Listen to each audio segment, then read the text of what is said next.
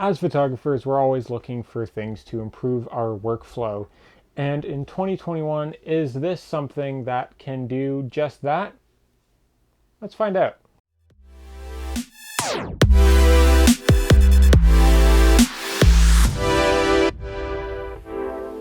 What is going on, everybody? If you're new around here, my name is Finn Badgley. I'm a commercial fashion and portrait photographer, and today I'm talking you through the iPad as a photographer's experience and how that can fit into my workflow. Now, this particular one is the iPad Air 2020 edition, the iPad Air Generation 4, very comparable to the iPad Pro, as you've seen if you've checked out any reviews or anything like that. But with that said, let's take a deep dive into how this thing works for me and how it fits into my photography business. So there are a couple things that this enables me to do that increases my productivity and just my overall workflow as a photographer, whether it be apps, editing, anything like that. There's a lot of functionality that this adds that also creates a very convenient on-the-go solution, especially when I don't always have my laptop on me. So with that said, going ahead, I do have some videos, some tutorials on how to edit on the iPad using different programs like Adobe Lightroom Mobile and Photoshop for the iPad, which is viewable here, as well as a Procreate editing tutorial, since that is a thing you can apparently do, and that will also be linked up here. So with that said, that's a bit of the editing on the go that you can get out of this. And sometimes I do a lot of my bulk editing and a lot of my work, especially anything campaign related or anything like that, anything quite large, is done on my computer at home, and that is just because that can handle what I'm going to throw at it, and I definitely go hard on my computers, and that is just because I need them to be able to handle that, and I'll edit for hours on end. But this is just something that adds that extra level of convenience, of capability to my workflow, especially if I'm on the go or if I just want to share something quick to Instagram, do a quick edit, something like that. It adds a lot of functionality that way. Now, outside of editing, there are a couple apps that do make my life a lot easier. One of them, it's originally for iOS. It's called Releases. And basically, turn this guy around. What this is, it's just a app that essentially has a bunch of preloaded model releases that you can have them fill out right there at the time and then sign right on the screen. It's something very simple and easy and keeps you from having to print off a bunch of model releases, which is something I've definitely had to do in the past and am very happy to not need to do anymore. You can see you have all your information loaded in here. I'm just going to blank out all my personal information just because we don't want everybody to have that. And you can select who you want to sign, and then you can sign here.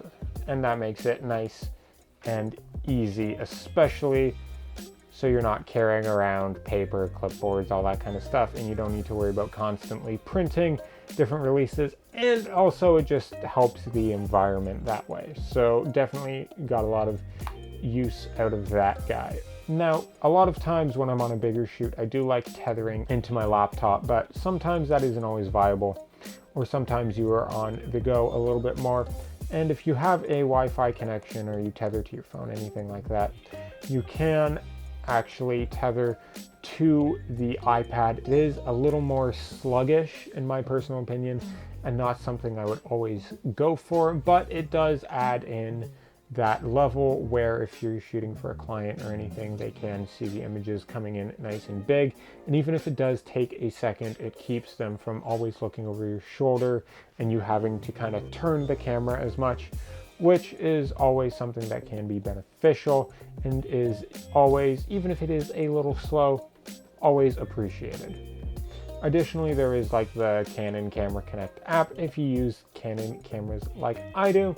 Not sponsored, anything like that, but this is just something that adds that level of functionality in there, especially if you're looking for it. Then you also have all the different spreadsheets and note apps like Notion, stuff like that, just allow me to organize my work and what I have kind of on the go, what's up and coming, different test shoots that I'm planning, as well as videos even like this. And then you also have different spreadsheet apps and stuff like that that you can take advantage of just to quickly send off some invoices or anything like that, especially while you're on the go.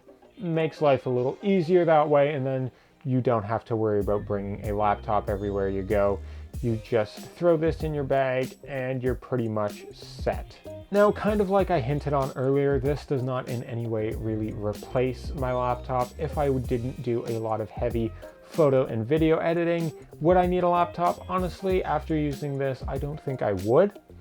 But I do so much intensive photo and video editing that it just doesn't really make a lot of sense for me, and that is okay. Honestly, I think what I do would be a little too much for this to handle, even though I haven't reached its max yet. But even though it isn't a laptop replacement, it is still a great companion to it and definitely makes my life easier. Another thing that I like to use this for is a quick on-the-go portfolio to have to show to people, to clients, anything like that. And I can separate different portfolios as well, so that way you can see the images nice and fairly large, especially rather than showing them on a phone or anything like that.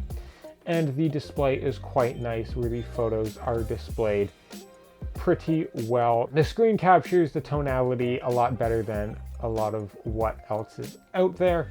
And even though ideally you want to have a print portfolio with you, that is not always viable, especially when you don't want anything with those sleeves that you're sliding photos in and out of. Getting books printed is something that you only do every couple of years, and if you want to really stay current, this is a very convenient option for that, and a lot of the books do get pricey. Now, I do also realize an iPad is worth a few books added together, but it also will keep you going for a lot of years, whereas a book will be outdated pretty quickly. And even though I'm currently working on my next book, this is a great filler in between the two, and just something that allows you to have something fresh, especially when you're going into a meeting where a lot of your more current work would be more applicable to that client or whoever you would be showing your work to. And then also the iPad, I just find it is great for organizing a lot of my life and how I kind of structure my day and anything that I have to get done. Again, productivity tools like Notion, like anything like that, not sponsored by anybody. This is just what I use as per usual, and it just makes my life that much easier, and it is very convenient to have on me. What I get out of this, I can't do a lot of times on my phone, or it just becomes a bit of a hassle to do so.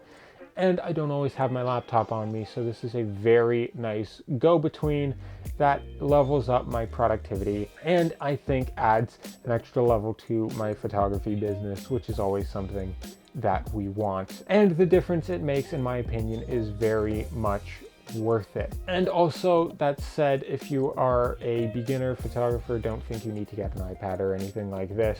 I do have my own photography business, and this is part of a business expense since I am using it professionally. So keep that in mind, especially if you are looking at something like this. Now, with all that said, I do hope you gain some value out of this video, especially if you've been looking and wondering if an iPad would fit well into your photography workflow. It definitely does for me, and maybe it could for you. If you liked this video, drop a like, leave a comment. If you like this kind of thing, if you want to see more photography, workflow, productivity videos from me in the future, subscribe if you haven't already. Hit the bell to be notified when I post new videos. And as always, I will see you on the next one.